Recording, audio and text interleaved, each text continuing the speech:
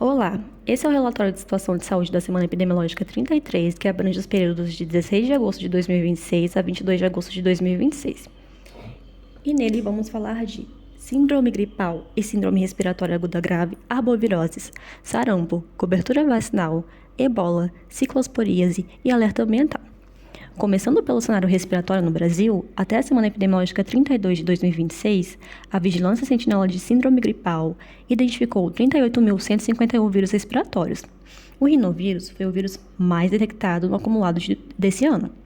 O SARS-CoV-2, por outro lado, teve maior detecção no início de 2026, mas sem atingir grandes proporções, e desde a semana 10, sua detecção caiu ainda mais.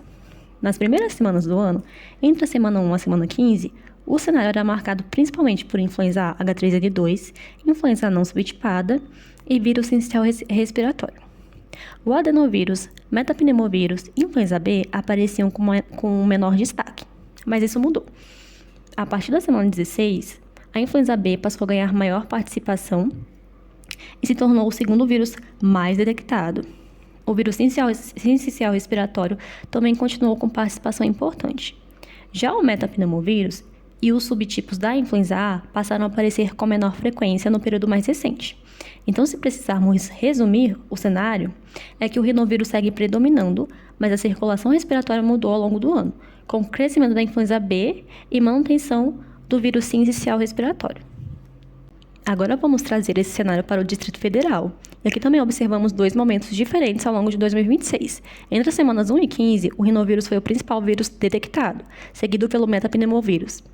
O SARS-CoV-2, adenovírus e influenza H3N2 apareceram em proporções menores. A partir da semana 16 até a semana 29, o rinovírus continuou liderando, mas a sua participação começou a cair. E aqui aparece uma mudança importante. O vírus influenza ganhou mais espaço.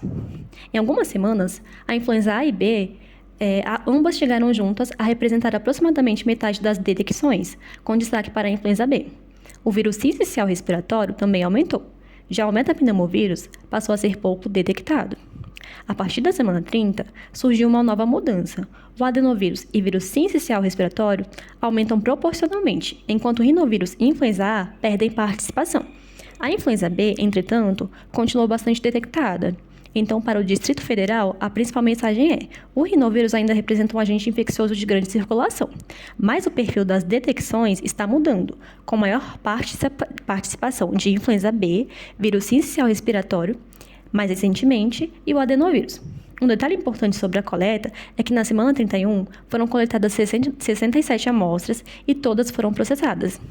Na 32, foram 66 amostras, das quais 60 foram processadas, correspondendo a 91%. Na 33, foram 15 amostras e apenas 6 processadas, ou 40%. O número de atendimentos por síndrome gripal na atenção primária à saúde oscilou ao longo de 2026, mas a soma 135.992 atendimentos. Ele foi de níveis mais baixos no início do ano para um patamar mais elevado a partir da semana 9, chegando a 6.000 atendimentos semanais em torno das semanas 22, o que representou 8% dos atendimentos totais das unidades. Estava em queda desde a semana 27, onde chegou a 3.178 atendimentos em uma semana, representando 4,5% dos atendimentos totais. No entanto, na semana 33, ele voltou a subir. Foram registrados 3.739 atendimentos, um aumento de 17% em relação à semana anterior. No entanto, a média móvel ainda não aumentou significativamente. Passando agora para os atendimentos em hospitais e UPAs do Distrito Federal, o comportamento geral foi de crescimento ao longo das primeiras semanas do ano, saindo de valores mais baixos para um patamar elevado a partir da semana 9. Depois, houve uma queda a partir da semana 26, mas agora os atendimentos voltaram a subir. Na semana 33, foram registrados 1.323 atendimentos, um aumento de 11% em relação à semana anterior. Então, apesar da redução observada anteriormente, o dado mais recente aponta para uma retomada de aumento nos atendimentos. Quando olhamos para a distribuição de SRAG pelas regiões administrativas, a tendência predominante entre as semanas 29 e 32 também foi de queda na maioria das regiões, mas algumas RAs concentram mais casos. A liderança foi de Ceilândia, com 70 casos. Depois apareceram Planaltinas com 26, Samaria com 19, Gama com 17, Samambaia com 16. E um detalhe chama atenção. Entre essas regiões, apenas Planaltina apresentou um aumento em relação ao período anterior. Quando analisamos a incidência por 100 mil habitantes, os maiores destaques são Cia, Paranoá, Planaltina, Ceilândia e Candangolândia. Ou seja, em números absolutos, Ceilândia concentra a maior quantidade de casos, enquanto proporcionalmente à população, outras regiões também ganham destaque. Saindo do DF e olhando para os municípios da rede, foram registrados 121 casos no último período analisado, entre as semanas epidemiológicas 29 e 31. Isso representa uma redução de 18% em relação ao período anterior. Os municípios com mais casos foram Novo Gama, com 22, Lusiânia, com 21, Águas Lindas de Goiás, com 18, Valparaíso de Goiás, com 15, Cidade Ocidental e Unai, com 11 casos cada.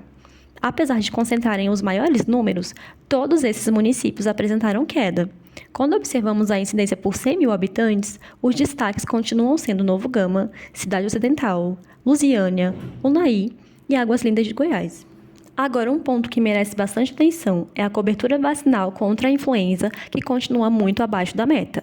No DF, a cobertura chegou a 52,3%. Na rede, ainda é menor, 38,5%.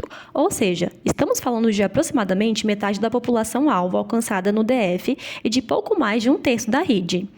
E o problema fica ainda mais evidente quando comparamos com a meta de 90% de cobertura vacinal preconizada pelo Ministério da Saúde. Portanto, mesmo que a circulação dos vírus respiratórios mudando ao longo do ano, a proteção vacinal contra a influenza permanece muito abaixo do desejado. Esse é um ponto importante para a vigilância, principalmente considerando que a influenza continua tendo participação relevante nas detecções e nas internações por SLAG. Passando agora para arboviroses, entre as semanas 29 e 32, o Brasil registrou 32.799 casos prováveis de dengue. A boa notícia é que houve uma redução de 2,58% em relação ao período anterior analisado. Nos casos graves, a queda foi ainda maior, 22,76% de redução, indicando diminuição da gravidade dos casos notificados. Mas existe um dado que merece atenção. Foram registrados 5 óbitos, um aumento de 25%. Então, apesar da redução de casos e dos casos graves em relação ao período anterior analisado, a mortalidade exige atenção. É importante lembrar que, quando trabalhamos com números absolutos pequenos, uma variação de poucos óbitos pode produzir uma grande mudança percentual. Já no Distrito Federal, até a semana 31, foram registrados 3.126 casos prováveis de dengue. A incidência foi de 104,3 casos por 100 mil habitantes. Entre os casos acompanhados, foram registrados 210 casos confirmados e 12 casos com sinais de alarme. A informação positiva é: não houve óbitos no período analisado. Mesmo assim, a transmissão continua ativa. E a presença de casos com sinais de alarme reforça a necessidade de manter a vigilância e diagnóstico oportuno, principalmente para evitar a evolução para formas graves. Saindo do DF e olhando para os municípios da rede, foram registrados 121 casos no último período analisado, entre as semanas epidemiológicas 29 e 31. Isso representa uma redução de 18% em relação ao período anterior. Os municípios com mais casos foram Novo Gama, com 22, Lusiânia, com 21, Águas Lindas de Goiás, com 18, Valparaíso de Goiás, com 15, Cidade Ocidental e Unai, com 11 casos cada. Apesar de concentrarem os maiores números, todos esses municípios apresentaram queda.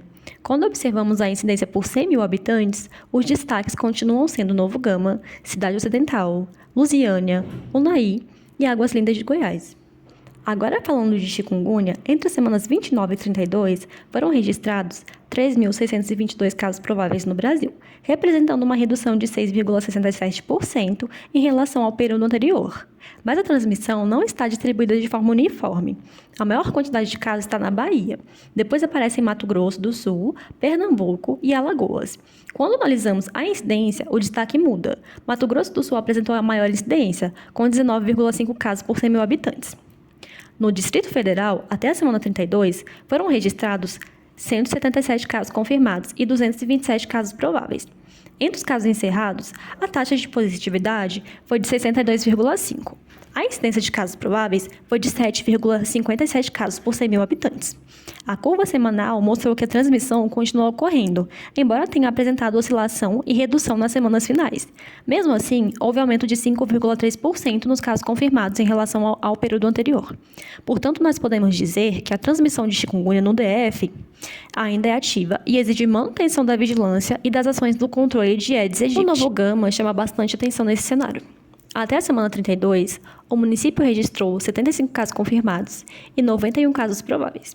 A taxa de positividade chegou a 88,2% e a incidência de 84,5 casos por 100 mil habitantes. Esse é um número bastante expressivo. A maior concentração de casos aconteceu entre as semanas 18 e 22. Depois do período de pico, houve redução e os registros ficaram cada vez mais esporádicos. Na rede do DF, entre as semanas 28 e 31, foram registrados 22 casos. 6 casos foram registrados na semana 28, 10 na 29, 4 na 30 e apenas 2 na 31. Entre as semanas 28 e 29, houve aumento de 67%. Depois ocorreu uma redução de 60% e, posteriormente, de 50%. No acumulado do ano, a rede tinha 195 casos.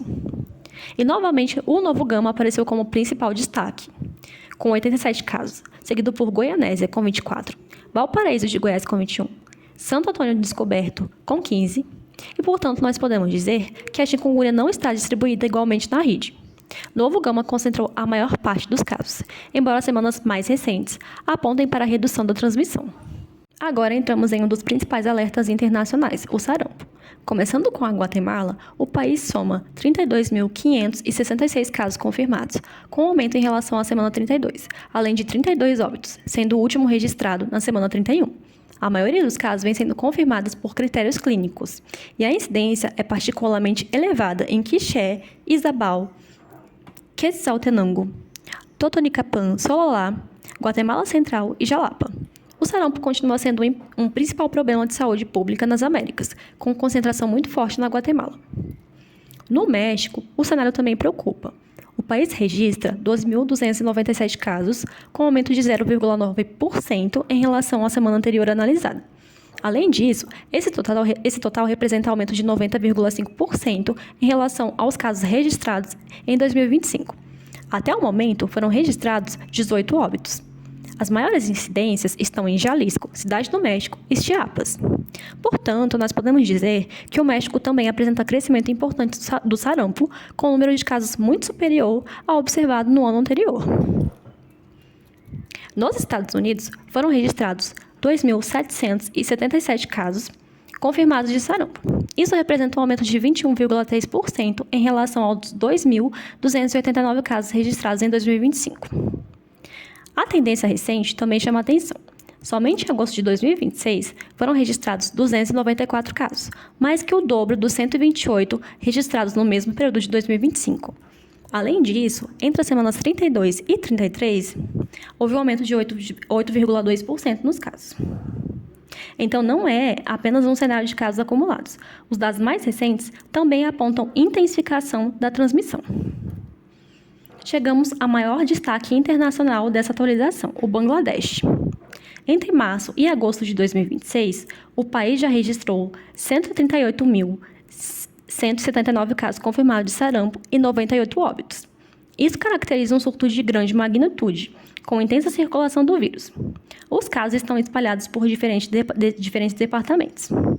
Dhaka concentra os maiores números de casos, seguida por Chittagong, Barisal, que apresentam as maiores incidências por 100 mil habitantes. E por que isso importa para o Brasil?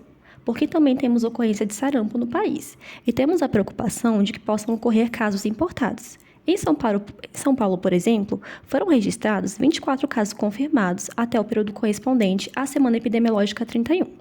A maior concentração está na capital, com 18 casos. Também foram registrados casos em Guarulhos, São Bernardo do Campo. Diante desse cenário, foi implementado um bloqueio vacinal estratégico direcionado à população mais vulnerável. A vacinação está disponível para pessoas de 6 meses a 59 anos, grupo prioritário para a prevenção da doença. Segundo os dados apresentados, o sistema possui abastecimento da vacina tríplice viral suficiente para a estratégia de bloqueio. E aqui tem um ponto importante diante do cenário de sarampo no Brasil. A primeira dose da vacina apresenta uma cobertura relativamente alta, mas a segunda dose ainda está abaixo do ideal em todas as regiões. A primeira dose está próxima de acima de 90% em boa parte do país, mas a cobertura cai significativamente na segunda dose, chegando em menos de 70% na região norte e ficando em torno de 73% no centro-oeste. Isso significa que o principal problema não está apenas em iniciar o esquema vacinal, mas em garantir que ele seja completado. Isso ganha ainda mais importância diante da intensa circulação do sarampo em outros países, porque uma cobertura incompleta deixa populações mais vulneráveis à reintrodução e à transmissão da doença. Agora, falando sobre Ebola, no contexto de surto, vamos começar com a República Democrática do Congo. Já é a 17ª epidemia dessa doença do vírus pelo país, declarado pela Organização Mundial de Saúde em 15 de maio de 2026. Até 14 de agosto, o país acumula 4.665 casos confirmados e 2.184 óbitos, com uma taxa de letalidade em torno de 47%. Dentro da faixa historicamente associada a essa espécie, há uma variação de 30% a 50%. Nas últimas semanas epidemiológicas, o crescimento permanece acelerado. Os casos confirmados aumentaram em 15% e os óbitos em 18% em relação ao período anterior analisado. Atualmente, 634 pacientes seguem hospitalizados em isolamento, e o sistema de vigilância mantém sob monitoramento 17.460 dos 20.740 contatos identificados, uma cobertura de 84%, que é ligeiramente abaixo da meta operacional de 85%, recomendada pelo controle efetivo de cadeia de transmissão. Quando olhamos a distribuição territorial, fica evidente que o impacto não é uniforme. Ituri concentra a maior carga dos casos, com 4.447 casos confirmados e letalidade de 46,6%. Kivu do Norte apresenta 663 casos, com uma letalidade ainda maior, de 55,6%. O surto alcançou 56 zonas de saúde, ampliando bastante o território que precisa ser monitorado. A letalidade nacional é de 41%, que também esconde diferenças importantes entre as regiões. Outro ponto importante é que os números podem estar subestimando a realidade. Modelos epidemiológicos citados no material estimam que apenas 30 a 40% dos casos reais poderiam estar sendo detectados. Isso significa que a carga real da doença pode ser muito maior. O ebola também apresenta sintomas que podem ser mais leves do que os observados em surtos de ebola Zaire, o que pode favorecer a transmissão comunitária prolongada e dificultar a identificação precoce. Além disso, o rastreamento de contatos é deficiente. Há interrupções dos serviços de saúde e a vacinação é inadequada. Ainda há problemas econômicos e sociais que podem aumentar ainda mais a transmissão. E existe um dado especialmente grave: 97% das mortes ocorreram fora do centro de tratamento. Isso mostra uma dificuldade crítica de acesso ao cuidado. Passando agora para a ciclosporíase, desde 1º de maio de 2026, os Estados Unidos registraram 15.716 casos, com 828 hospitalizações, que estão distribuídos por 47 estados. E aqui estamos falando de transmissão adquirida dentro dos próprios Estados Unidos. Ou seja, os pacientes adoeceram após o consumo de alimentos no país e não relataram viagem internacional nos 14 dias anteriores ao início dos sintomas. Dentro desse contexto de surto, o principal destaque é o surto multiestadual de ciclosporíase associado ao alface iceberg da Taylor Farms. O surto já contabiliza 10.930 casos em 17 estados, com mais de 450 hospitalizações e 2 óbitos em Michigan. E um ponto importante é que a investigação identificou forte indício da alface iceberg como fonte, que foi consumida em diferentes estabelecimentos, incluindo o Taco Bell. O número real de casos pode ser ainda maior, devido à subnotificação, já que muitas pessoas podem se recuperar sem procurar atendimento ou realizar o diagnóstico. O surto já alcançou 17 estados norte-americanos, mas 12 estados concentram a maior carga, Michigan e Ohio, que juntos correspondem a aproximadamente 67,1% dos casos confirmados. Portanto, podemos dizer que a distribuição é bastante heterogênea e existe uma concentração importante em determinados estados, o que reforça a necessidade de investigação da fonte de infecção e de medidas de controle direcionadas. Agora vamos para os eventos de desastres. 7 semanas após os 2 terremotos ocorridos na Venezuela em 24 de junho, foram registrados 6.301 mortes e 73.356 pessoas atendidas. A vigilância epidemiológica foi reforçada por meio da plataforma EPI-10, enquanto os sistemas EIOS acompanhava 4 eventos de saúde pública sob investigação. O diagnóstico foi ampliado para o hantavírus e leptospirose. Na vigilância ambiental, houve atenção especial para a dengue nos acampamentos e para a malária, inclusive entre militares vindos de áreas de alta transmissão. Entre os problemas de saúde mais frequentes estavam lesões leves, infecções respiratórias, transtornos mentais agudos, doenças de pele, doenças diarreicas, entre outras. Também foram aplicadas 31.384 doses de vacina desde 28 de junho, enquanto 102 pessoas fizeram cirurgias de amputação e permaneceram em reabilitação. O cenário continuava instável, com tremores secundários e um sistema de saúde sobrecarregado. Ainda abordando sobre terremotos, na Colômbia, em 10 de agosto, ocorreu um terremoto de magnitude 7,4. O impacto foi grande. 292.043 pessoas foram afetadas e 304 mortes foram registradas. Também foram registrados 426 desaparecidos. O evento atingiu 472 municípios em 15 departamentos, ampliando muito a área necessária para a resposta em saúde. Além disso, foram afetadas 3.905 centros comunitários e 3.443 instituições educacionais. Ou seja, não estamos falando apenas de destruição física, mas também de comprometimento da infraestrutura necessária para manter serviços essenciais e a vigilância em saúde. Foram registrados 134.342 casas danificadas e 29.554 destruídas. Isso representa deslocamento potencial de grandes contingentes populacionais. E esse deslocamento pode aumentar o risco de doenças transmissíveis, principalmente quando as pessoas estão em abrigos temporários com saneamento comprometido. Também houve 267 edifícios colapsados, incluindo estruturas importantes para a saúde e educação. Havia ainda outros fatores agravantes, como conflito armado, deslocamento populacional e incêndios florestais simultâneos. Os incêndios aumentam a exposição a contaminantes atmosféricos e podem agravar problemas respiratórios em uma população que já está fragilizada pelo desastre. No Peru, um terremoto de magnitude 7,2 ocorreu em 20 de agosto, a 108 km de profundidade. Nas primeiras informações disponíveis, eram registrados 2 feridos e nenhum óbito sem registros e sem mortes também, além de danos materiais pontuais. Apesar da magnitude elevada, o impacto foi relativamente menor do que o observado no terremoto da Colômbia. A grande profundidade do epicentro é um dos fatores que pode ter contribuído para limitar os danos. Um ponto interessante levantado pelo Serviço Geológico dos Estados Unidos é o aumento do número de terremotos registrados nos últimos anos. Segundo esse órgão, uma parte desse aumento está relacionada à evolução das redes de monitoramento sísmico. Hoje, existem mais instrumentos e uma capacidade maior de detectar e localizar terremotos, inclusive eventos de menor magnitude, que anteriormente poderiam não ser registrados. Ao mesmo tempo, o próprio Serviço Geológico dos Estados Unidos destaca que a atividade sísmica naturalmente apresenta oscilação ao longo do tempo, podendo haver períodos com mais ou menos terremotos. Então, para interpretar esse aumento de registro, precisamos considerar tanto a variação natural da atividade sísmica, quanto a melhoria da nossa capacidade de detecção.